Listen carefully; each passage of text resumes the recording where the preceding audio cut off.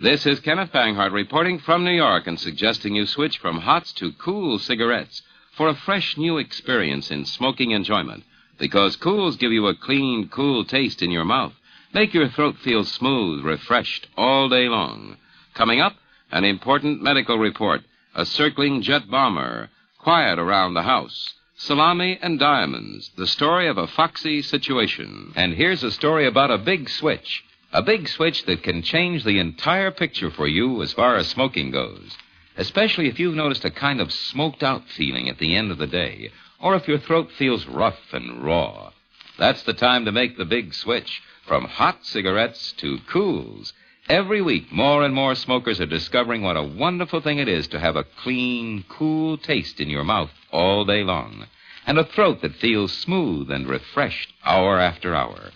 So when you find your present brand tasting harsh and flat toward evening, and your throat feeling hot and dry, make the big switch from hots to cools. Better still, buy a pack of cools tomorrow morning and wake up to a whole new world of smoking pleasure. If your throat is feeling hot, here's the thing that helps a lot. Switch from hots to cools.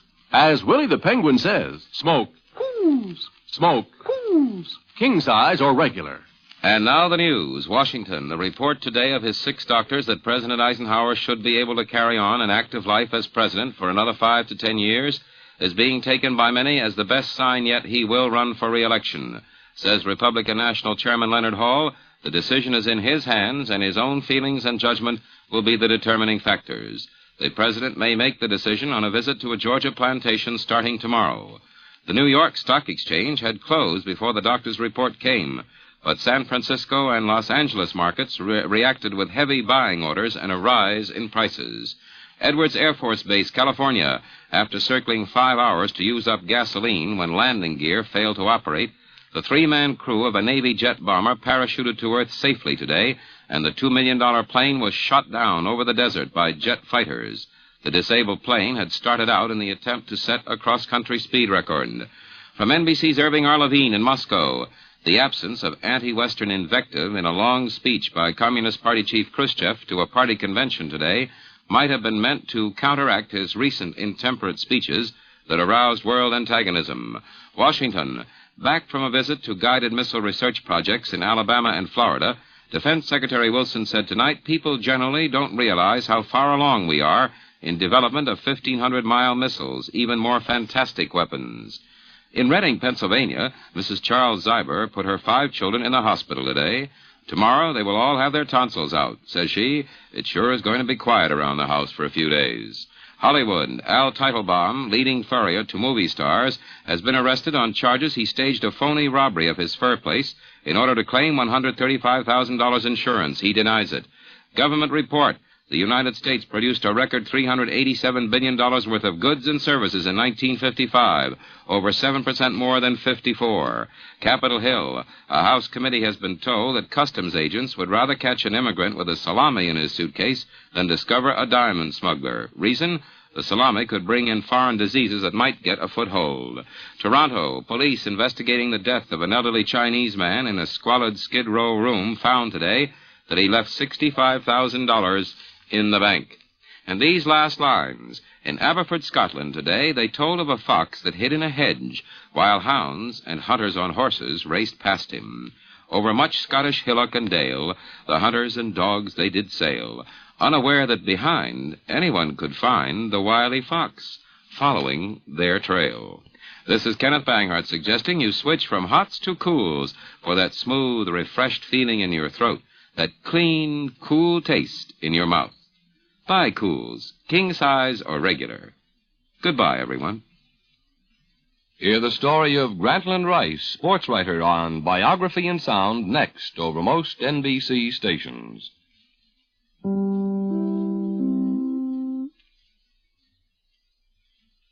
In just a moment, Biographies in Sound. But first, tomorrow is another special day filled with fact and fun that's NBC's weekday. From a stimulating interview with gifted photographer Edward Steichen to the music of composer Johnny Green, you'll find something to suit your every mood. Homemaking hints and food news help simplify your household duties. And the fascinating dramatization of James Hilton's novel Lost Horizon brings all the thrill and imagination of a fine novel right into your own home. Join Margaret Truman and Mike Wallace tomorrow for a day of top entertainment on NBC's Weekday. Now stay tuned for Biographies in Sound on NBC.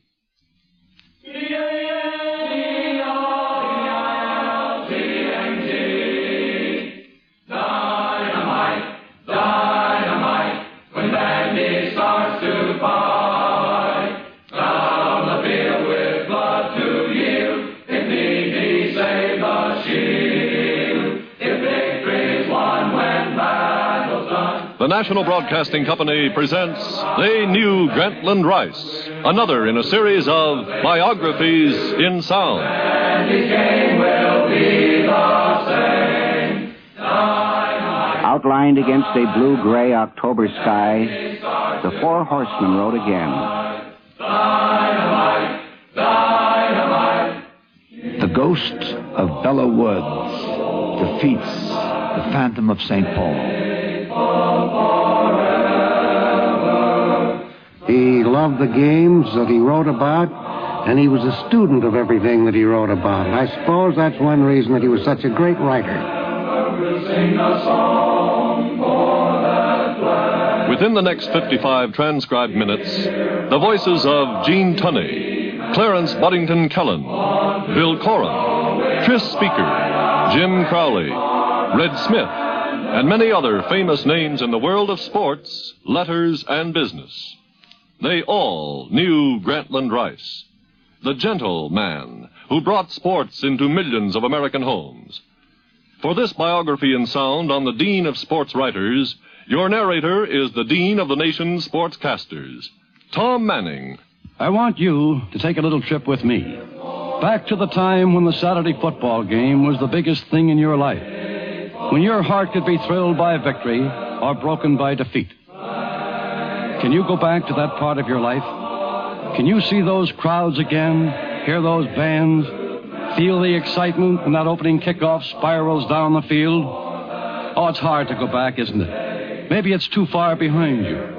Maybe you've had some hard going since those days. You lose that old college spirit in the school of hard knocks. But don't you really wish sometimes that you could recapture the spirit of your youth when deep down inside you there was real meaning to those words like fair play and team spirit and sportsmanship? This is the story of a man who lived by those words all his life. Henry Grantland Rice, 50 years a sports reporter. On to the goal, we'll fight our way for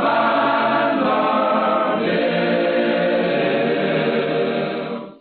Yet, when you think of Granny now, you think of him not as a writer, but as a wonderful, wonderful person. Fred Russell, sports editor of the Nashville Banner. He set a pattern and a tone that never will you be able to put the true value on. It's just immeasurable what he meant.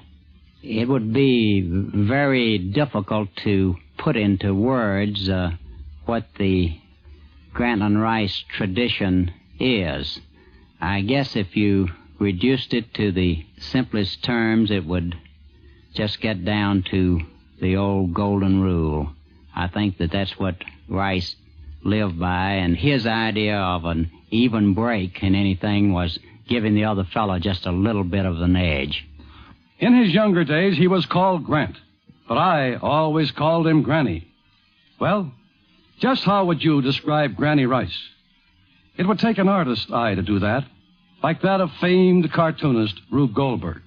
He was a fellow about 6 feet tall. He never cared about clothes. He generally wore blue suits, and he wouldn't go to the tailors. I think his wife had to drag him. And he wore kind of battered hats and just shirts. I mean, his clothes were undistinguishable. There was nothing about them that you would recognize as something that was selected with any care. He just put clothes on. He had nice features. He had fine features, very delicate nose and mouth, and his ears stuck out a little, and he lost his hair in later years. But he had a very kind face. He never got excited. He walked along a little bit stooped with a slight shuffle. And I'd say he was a very gentle, nice-looking man. It's strange what you remember about a friend. His smile, perhaps, or his voice, or maybe his preferences in food. If we would lose Granny in the crowd, the surest way to find him would be to follow a waiter that have in a tray clam chowder, always clam chowder, a dill pickle, a cracker, a piece of cheese, and a martini cocktail. That from Frank Stevens, president of the Harry M. Stevens Catering Company. That's the outfit that sells the hot dogs and soda pop and other refreshments at most of our great sporting events. A sports reporter is a nomad, as portable as the typewriter he carries. His professional life is a round of crowded press boxes, steaming locker rooms, and lonely hotel rooms. He deals with younger men engrossed in physical exertion. He lives with men who have seen too many games and have been away from home too much.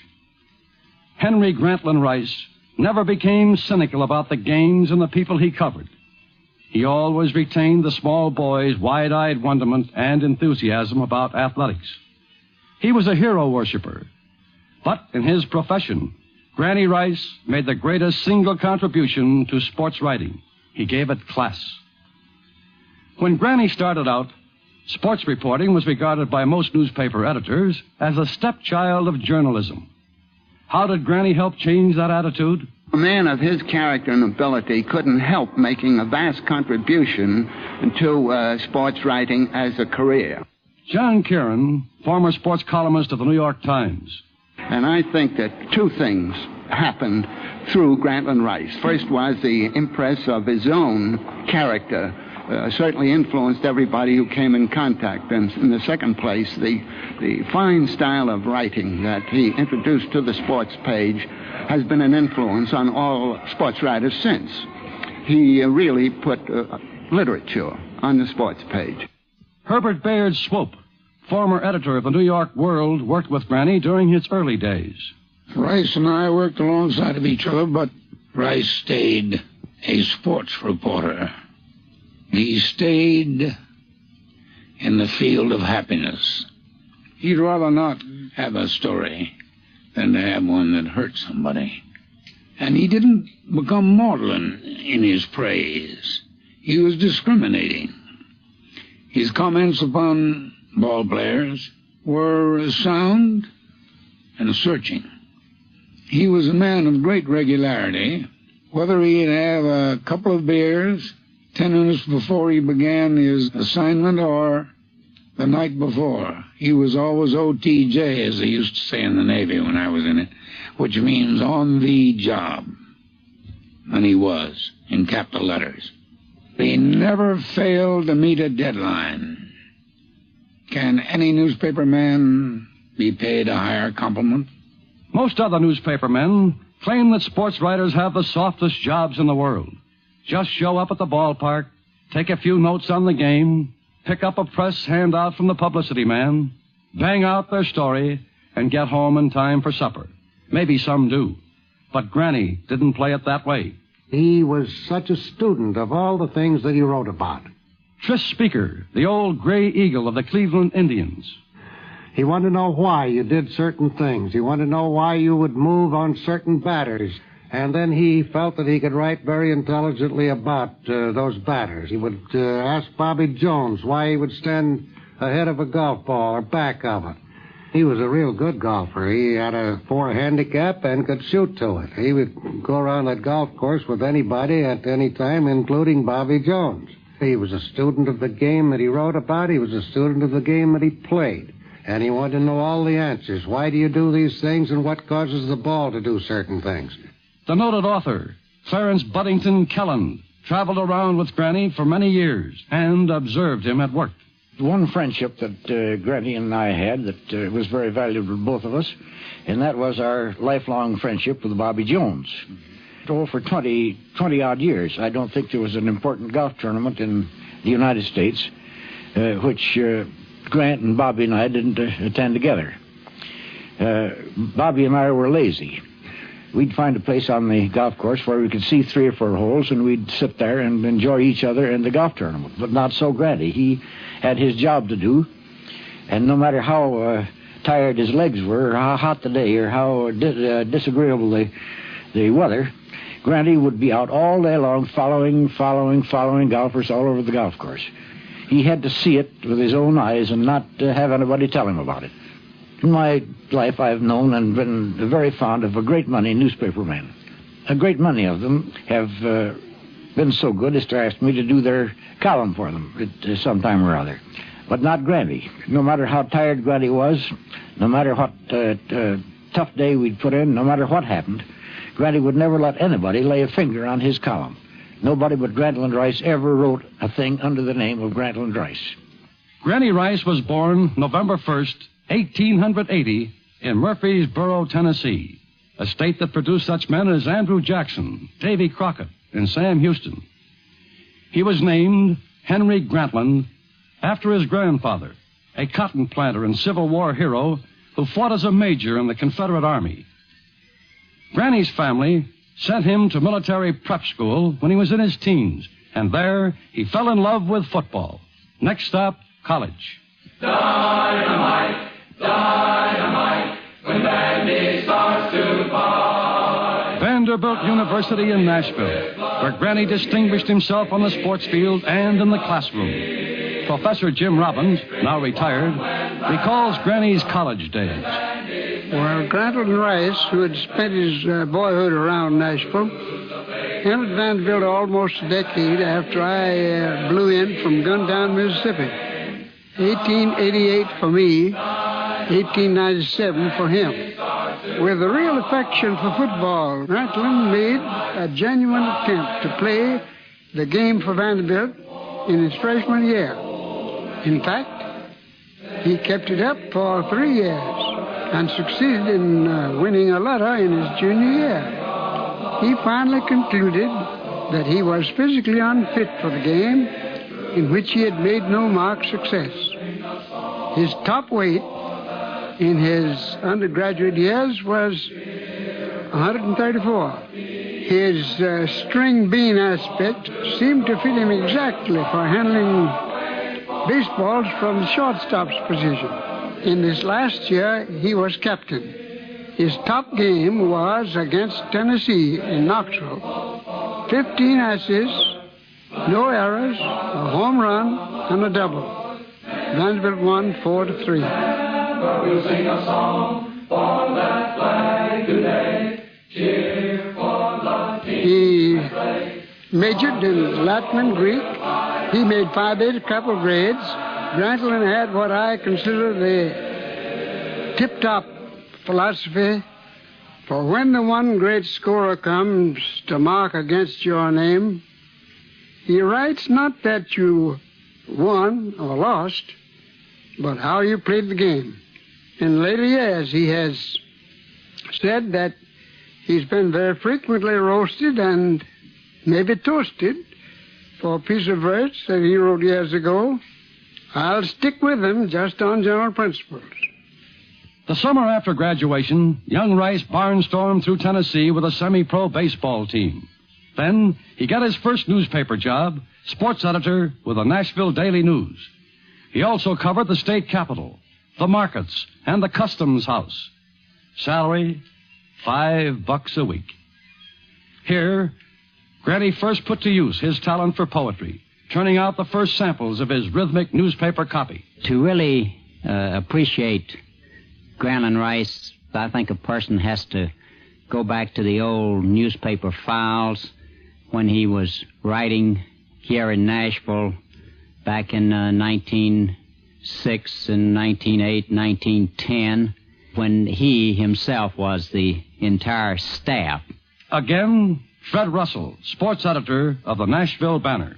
It was nothing for him to bat out a long poem. You would know that he had to do these poems within a very few minutes because he did everything else on the sports page. He wrote all the heads and edited all the copy and did the rewrites and still was able to come up with a very timely poem to fit almost any occasion. It was just a gift with him. He was one of the very first athletes to become a sports writer. And I really believe that his athletic background had a great influence on the nature of his writing and maybe the psychology. Having been an athlete, Rice brought to sports a new type of writing. I received a letter recently from a teammate of his on the Vanderbilt baseball team of 1901. In this letter, he said the Nashville team of 1902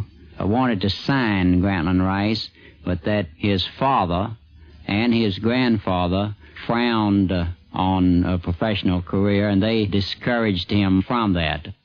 Newspapermen were always on the move back in those days. I guess they still are today.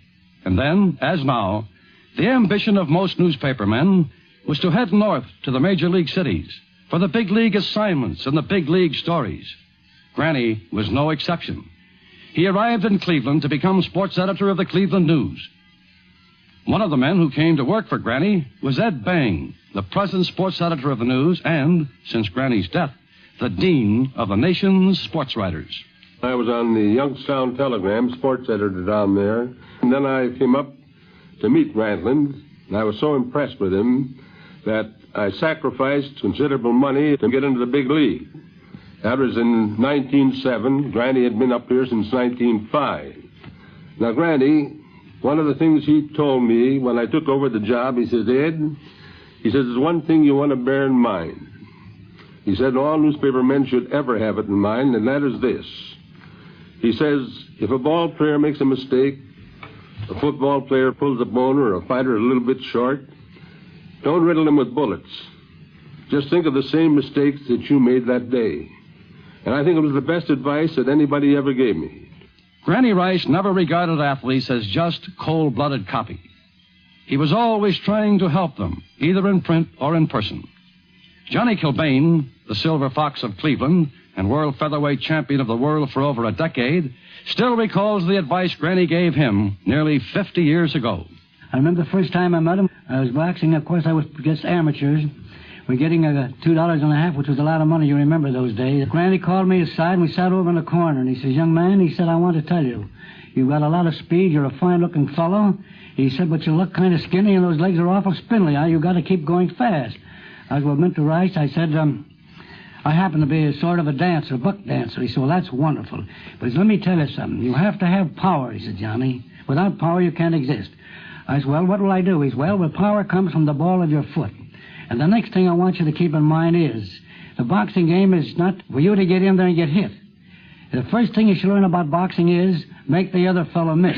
Years after then, occasionally in New York, every place I'd go, we'd always come to the back room, we'd sit down and go out and have a little corned beef and cabbage. It was quite a storyteller when he got a belly full of that, boy.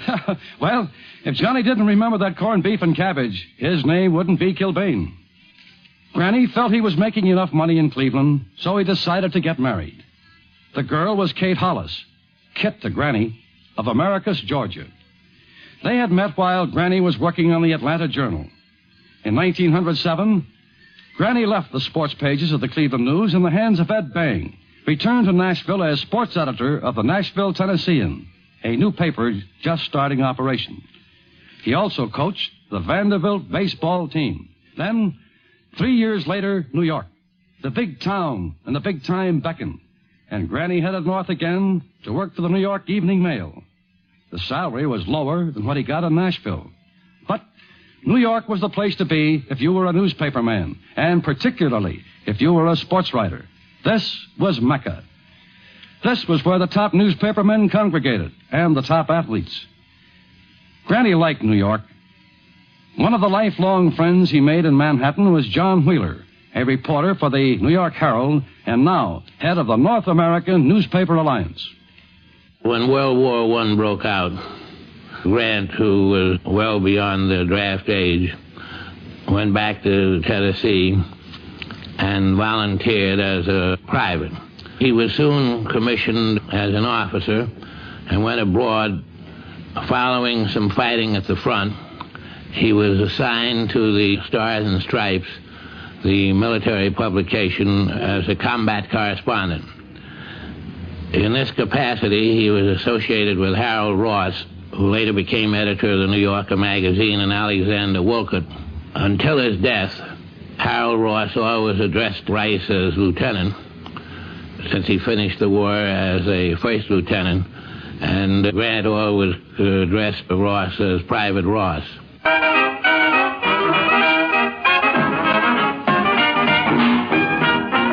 While serving in France, Granny saw a young Marine named Gene Tunney punch his way to the light heavyweight championship of the AEF. They formed a friendship that continued through the 20s, the golden age of sports, and for years after.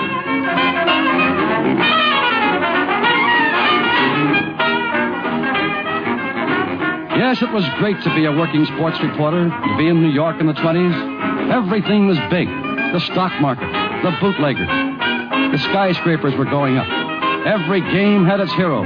Babe Ruth, Bobby Jones, Red Grain, Jack Dempsey, Gene Tunney. Granny Rice knew them all, wrote about them all. He helped build them into heroes with his typewriter. He was a hero worshiper, but he himself was worshipped by his own heroes. Like former heavyweight champion of the world, Gene Tunney. I boxed Tom Gibbons in New York on June 5th, 1925, in the Polo Grounds. Grantland covered the fight, and his lead was The Ghost of Bella Woods defeats the Phantom of St. Paul. Of course, the Ghost of Bella Woods was the Marines who died fighting in Bella Woods in that bloody battle. And Gibbons' boys were called Phantoms of St. Paul because they were so quick and elusive and yet so decisive in action. And remember the Four Horsemen of Notre Dame? Here's Don Miller of that great backfield. If it hadn't been for the fact that he tagged us as the Four Horsemen of Notre Dame, our backfield and our team would have been forgotten a year or two after that. And now it's 30 years since we played. And even today, we receive at least 50 invitations each year to appear at different football banquets throughout the country. It was not only that our lives in the sport world had been extended to the present time, but the fact that he named us the Four Horsemen was responsible for many of the business successes that the four of us have attained, because that name has really opened the doors in many directions for us. The other halfback was Jim Crowley. I met Grantland Rice in the fall of 1923 in October. That was the day that we played the Army in Brooklyn at Ebbets Field. Newt Rockney introduced all of us boys to him. And that was the day that he got the idea of calling us the Four Horsemen. Notre Dame had the ball, and we started an end sweep. So our backfield was chased out of bounds, and we were going very fast when we hit the sidelines, though, and we had to jump over the people on the bench, and all four of us jumped over Grantland Rice. So he turned to his friend, and with a pale look, he says, "They remind me of the Four Horsemen." But he didn't give us the name until the following year, another October game in 1924. And Granny was sitting high up in the press box this time at the Polo Grounds. And he wrote his opening lead. Outlined against a blue-gray October sky, the Four Horsemen rode again. In dramatic lore, they are known as death, pestilence, famine, and war. But these are only aliases. Their real names are Stuhldrayer, Crowley, Miller, and Layden. The name of the Four Horsemen is as great today as it was back in 1924. I feel that Granny Rice, naming us the Four Horsemen, has immortalized us in a football way. And if we hadn't been named the Four Horsemen, I am sure that we would have been just another fairly good backfield that was turned out by the Fighting Irish of Notre Dame. Away from the sports arena, Granny liked to relax. Among his many recreations, he was fond of hunting, but with certain reservations. One of his favorite hunting companions was Frank Stevens, I have hunted with him in Nova Scotia, Maine, North and South Carolina, and he was always a grand companion. But Grant was never a fellow to climb over the mountains and through the dales and get up early in the morning. I would consider Grant a very gentle hunter. He did not like to kill game, but he would go with the boys and not interfere with their pleasure. If they were successful in bringing in a moose, a bear, a deer, he was always delighted. He did his little stuff around the camp if we needed any wood and carry the water or help to cook. And he wasn't averse to mixing a cocktail for the whole trip. To Granny, hunting was a cruel sport, but many people consider prize fighting a cruel sport, and it is. Yet, Granny was very fond of boxing. You ask me what attracted Grantland Rice to prize fighting? Again, Gene Tunney. Grant, like a great many of the poets of the past, intellectualized boxing. Bernard Shaw wrote the finest book on boxing ever written, Cashel Byron's Profession. Lord Byron boxed every day with his instructor, Gentleman Jackson, who had been heavyweight champion of England. Poets all the way down through history have loved the cheek-by-jowl quality of prize fighting. The greatest reporting ever done in the history of the world was by Homer, and it was mostly about prize fights. Granny followed the custom of the eternal poet. He intellectualized and glamorized prize fighting. Grantland was a poet first in everything. He was a poet first. Only he amongst the sports writers would know of the golden age of Greece. That was the time of Pericles.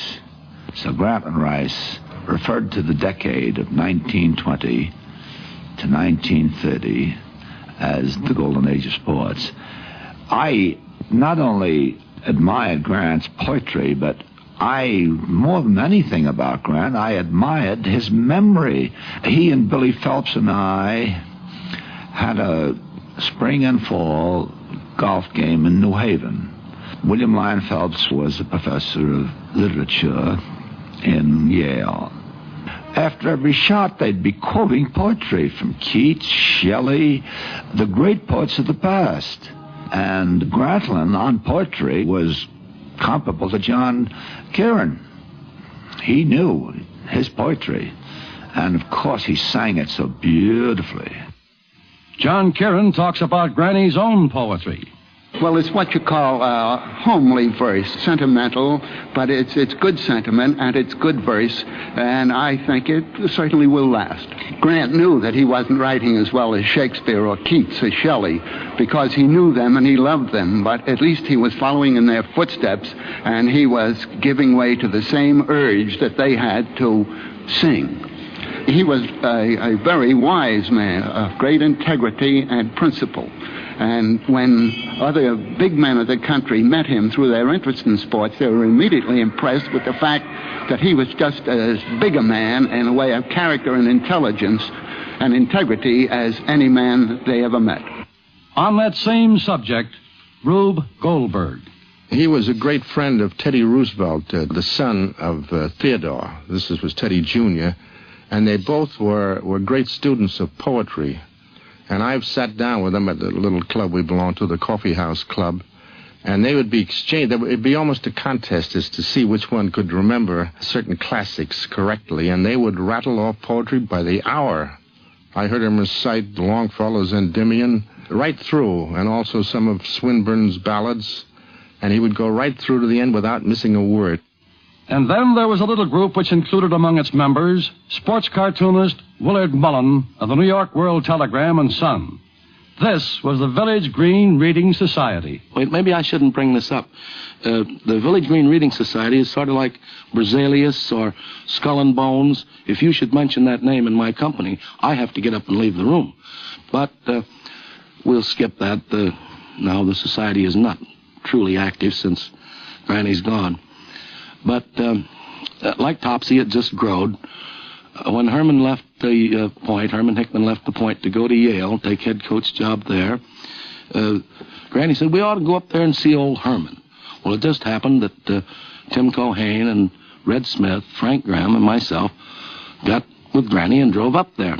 We went out to see practice and then repaired to Herman's little shack. As he says, he's too poor to paint and too proud to whitewash, but we sure did turn out some good meals up there. Granny Rice's big contribution, he'd buy a watermelon and plug it and then turn a bottle of bourbon upside down on it and leave that all day.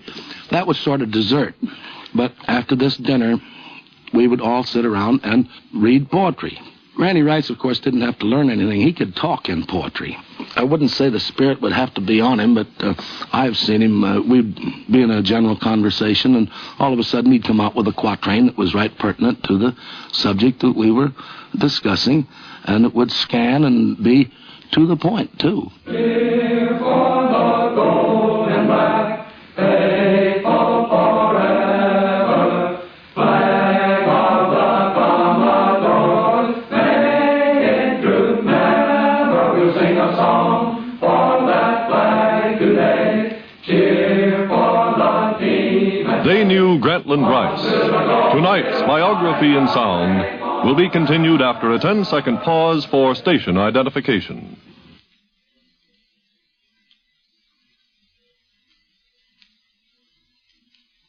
Now, to continue our Grantland Rice story, here again is your narrator, Tom Manning. In his later years, Granny became fond of playing the horses. He spent much of his free time at the tracks. One of his favorite companions around the racetracks was the man who is now head of Churchill Downs, sports columnist Bill Coram. Granny didn't start coming to the races until late in his career. He liked to play the daily double, for instance. And I can recall a time at Hialeah when he threw a bunch of tickets. He was very careless. He threw a bunch of tickets on the floor, and the late Joe Palmer, a great racing writer, just out of curiosity, started picking them up and said, here, some of these tickets are winners. By this time, Granny had walked off, so Palmer went down and cashed the tickets, some $300 or $400 worth, and came back and stuffed it in Granny's pocket. And that was typical. I'm sure that the snoopers, that they call them at the racetrack, could have done very well following Granny around. Because he played so many horses, he didn't know quite what he was playing much of the time. Another frequent companion at the tracks, baseball great Hank Greenberg, general manager of the Cleveland Indians. In the winter, I saw him frequently, about 6 times a week, at Hialeah. While Granny and I tried to pick the winners, it wasn't a question of money because Granny's reputation as a bettor was $2. And he had just enjoyed the satisfaction of being able to determine who was going to cross the finish line first before the race ran. And his way of doing it was a process of elimination. He would ask for tips and try to dope out the horses that wouldn't run, and then he'd finally get down to the last 3 and bet on those. Well, I guess that's one way of picking them. I guess everybody has his own system. There are many stories about Granny at the racetrack. All his friends have their own particular favorite. This one from sports columnist Red Smith. We used to go south together almost every spring, and one of Granny's favorite places was little old kind of beat-up Sunshine Park down outside Tampa, Florida. We'd go there together. It's a kind of shoeless Joe of a racetrack, a clearing among the palmetto thickets, and Granny loved the place for its informality and all. One time they named the Daily Double after Granny. They called the first race the Grantland and the second race the Rice, because Granny, who loved to play the horses anyhow, had a special affection for the Daily Double. He used to buy tickets of every conceivable color and combination in the double.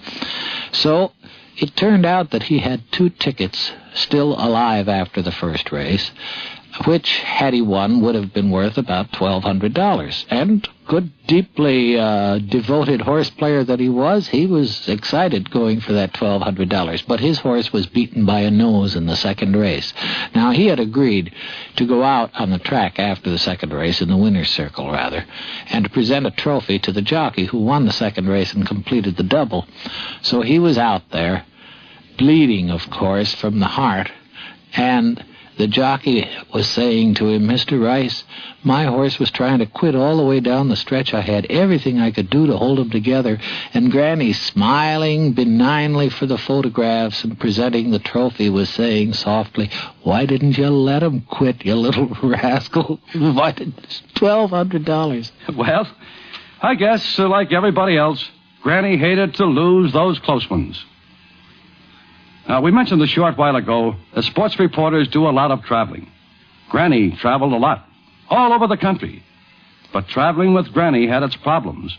Bill Coram knows about that. Granny wasn't a man of tremendous sense of humor, nor was he a fellow who created stories. He was just the one that most of us liked the most, I'd say. Sure, we had arguments, but they was the sort of arguments in which nobody was mad. He always liked to travel in a little gang. He was never a fellow who wanted to be alone. And partially, I guess, that explains one of his weaknesses. If he had been alone, he probably would have missed more trains than any man that ever lived, because he was careless about time and sort of childish about getting a reservation and which station the train was going from or which airfield the plane was flying from. And he sort of did need, in that sense, somebody to take care of him, competent as he was in his own field. Grant wasn't a fellow who planned things very carefully. Clarence Buddington Kelland. For instance, if we were going down to Columbus, Ohio to see Texas Christian and Ohio State play football, Granny would call up and say, "Well, meet me at such and such a train tonight." Well, I'd meet him at such and such a train, and then when we got there, we'd discover that the train went from the Pennsylvania station instead of the Grand Central at which we were present. I remember once we got down to Columbus to see this football game. It was a terrible day, raining, blowing. It was almost a hurricane. And we had to walk from our hotel out to the stadium where the game was because we couldn't find a taxicab. And we got to the gate, and Granny pulled the tickets from out of his pocket and handed them to the man at the gate. And the man looked at him and looked at Granny and looked at me and said, "These are no good here. These are tickets to the polo games at Meadowbrook, Long Island." Great as he was and famous as he was, he never realized that he was a celebrity. New York Journal American columnist Frank Graham. Granny also was very careless about tickets. He had a secretary to get the tickets for him and actually pinned them in his pocket. During the World Series between the Browns and the Cardinals, we got out of the cab at the ballpark, and he discovered he had the wrong ticket with him for the game this day, and he said, "What can I do?" And I said, "Follow me." So I went up to the first gate, and I said to the gate tender, "This is Grantland Rice. Right behind me, he's got the wrong ticket." And the man punched my ticket and leaned over and said, "Mr. Rice, how are you? I'm so glad to know you. I've been reading you for years and always enjoyed your columns," and shook hands with him. And now Granny's in the ballpark. We had one more turnstile to pass through. When we got to that one, the same thing. I said, "This is Grantland Rice right behind me." And the man said, "Hello, Mr. Rice, would you give me your autograph?" And, of course, Granny gave him his autograph. And now he's practically in the press box, and he turned to me and he said, "You've got a lot of influence around here, haven't you?" Sports columnist Red Smith. I think of the time when Notre Dame was playing Army in one of those spectacular games in the Yankee Stadium, the games that always sold out and when tickets were at such a tremendous premium. Granny's tickets, his working press tickets, somehow went astray in the mail. And he discovered that with very little time to spare, and typically, characteristically, he went down onto Broadway. Instead of hollering at somebody, "Please get me in," he went down to Broadway and bought a ticket from a speculator at premium price, of course. Then he went up in the stands and sat there among the crowd with his typewriter on his knees until the game was over and apologetically begged his way into the press box afterwards to write his story. The press box where Granny belonged, if anyone else in the world did. He was, after all, the dean and the boss of all the rest. He never seemed to appreciate that he was the big man he was, because I remember when I heard that story about the Army Notre Dame game, I howled, "Granny, why didn't you throw some weight around?" Granny said, "Well, to tell the truth, I don't weigh much." Granny had the happy faculty of making you believe that you were one of his closest personal friends. And, come to think of it, you were. Granny knew an awful lot of people. They were all his friends. Not just sports people, but folks in every walk of life. Businessmen, for instance, like Coca-Cola's president, William E. Robinson. In the years I knew him, he knew more people of all kinds outside the sports world than any reporter I ever knew, whether sports or otherwise. Knowing so many people of all kinds, he understood people better. I think this enabled him to write with better insight into their interests in whatever game he was covering.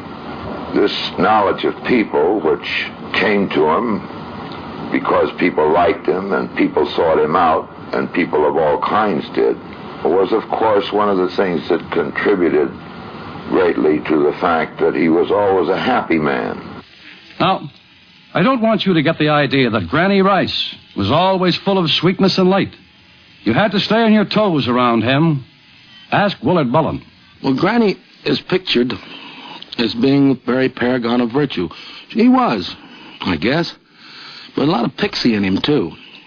He had a lot of wonderfully dull needles that he would stick in people and sit back and laugh. Well, he would get fun out of any situation that there was, and he was a great competitor, as you know.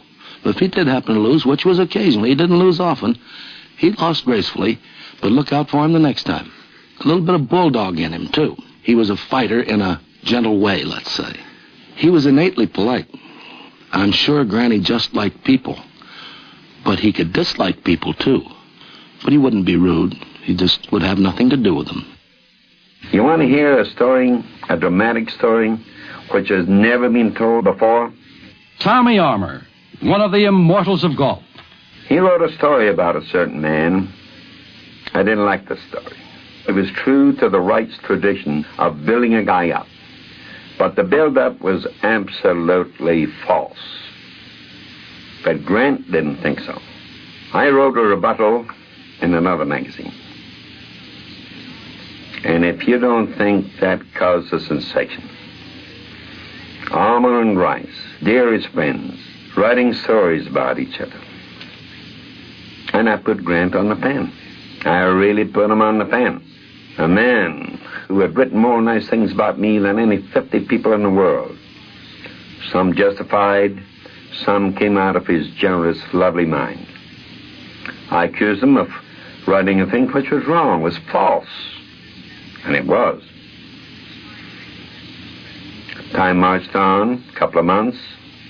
We met at a gathering point, and here we were, head to head, face on. He passed me. He didn't talk to me.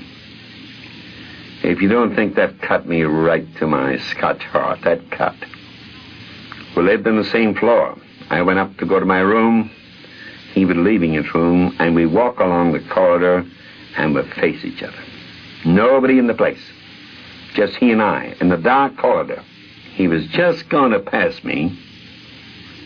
I said, Grant, there's something wrong. There's something wrong with life and man.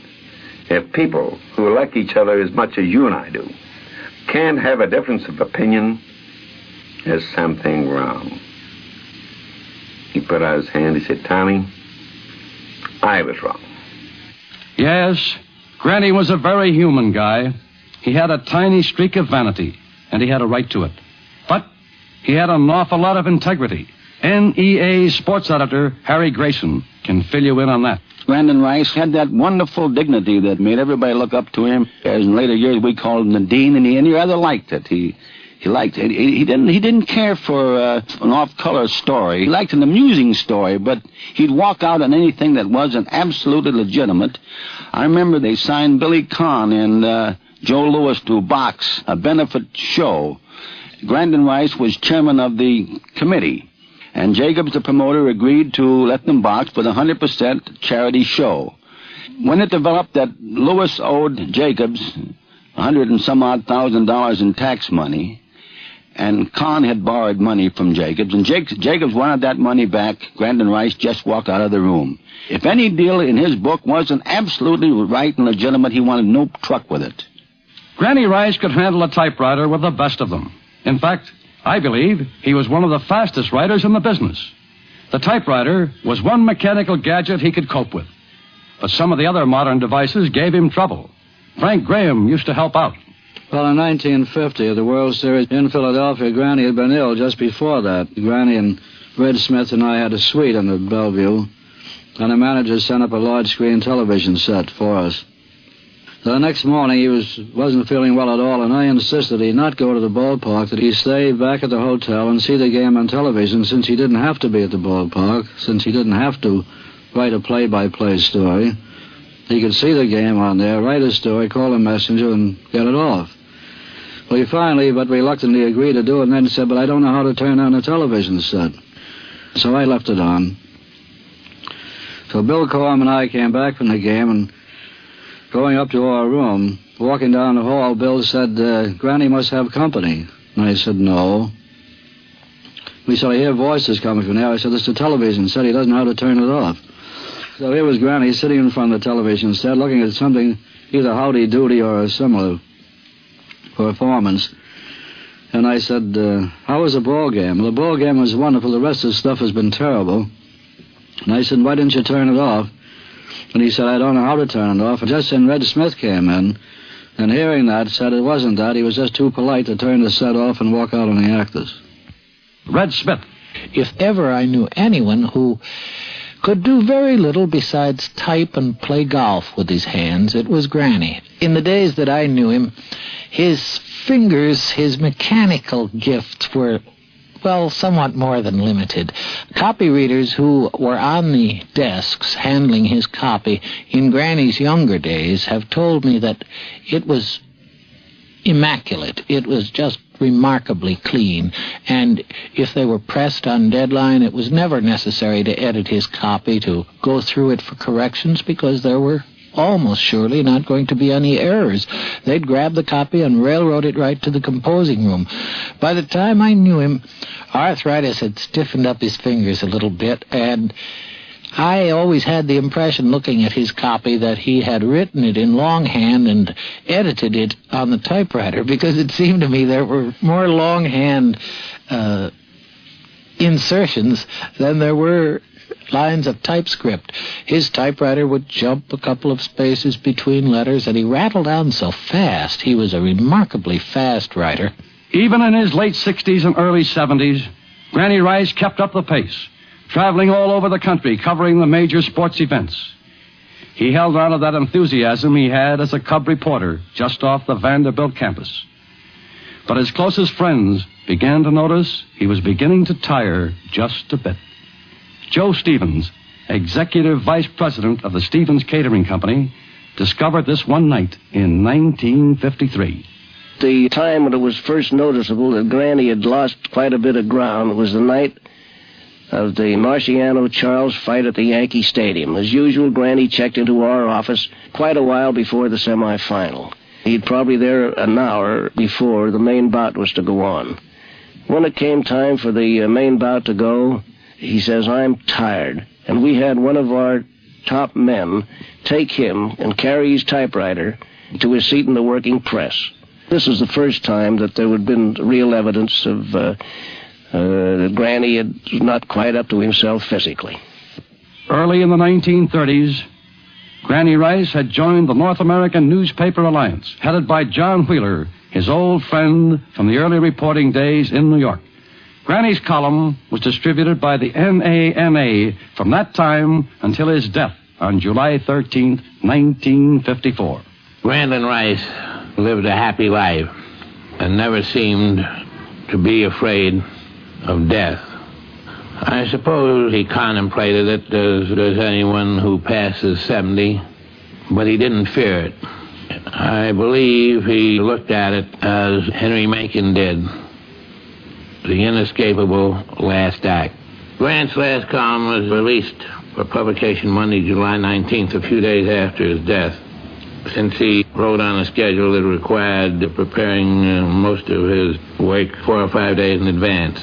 The title of the column, The Sportlight, his final effort is headed, "They're always replaced." It begins as old stars in baseball fade out. The gaps are filled largely from the most unexpected spots on the map.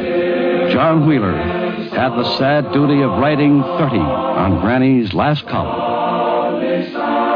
Shortly after Granny Rice died, I had a letter from his great friend John McNulty, the writer, who used to go to the races a good deal with Granny. John wrote, "Granny always seemed to me to be a saint who drank dry martinis and bet on horses. I didn't mean to be irreverent, because I guess under the horse playing and the rise of plain water on the side and swear words now and then, I may be a kind of religious man. Saints, I think, must have been people who had hardly any faults, possibly none at all, although I don't believe that. And saints must have been people who did a lot of good for other people, preferably without a great hullabaloo about it. Just the same, I think I'd be nervous and pretty self-conscious if I were ever hanging around with any of the saints I read about or heard about. Those saints are so good they'd make me nervous, make me feel like a heel and a bum, probably. That wasn't the way it was with Granny. He measured up to my own personal definition of a saint. A jolly, companionable one, and it was enormous fun to be with. For one thing, I don't think Granny ever hurt anybody in his life. You can go through the thousands of columns he wrote, and I bet you won't find 10 knocks. And if there are 10 knocks, then the odds are 6 to 1 even that they were against real, certified, age-in-the-wood heels and no good nicks. So he's a saint, all right, Granny was. A nice, easy-going, easy-to-be-with saint. And without half trying, too. Grantland had what I consider the tip-top philosophy. For when the one great scorer comes to mark against your name, he writes not that you won or lost, but how you played the game.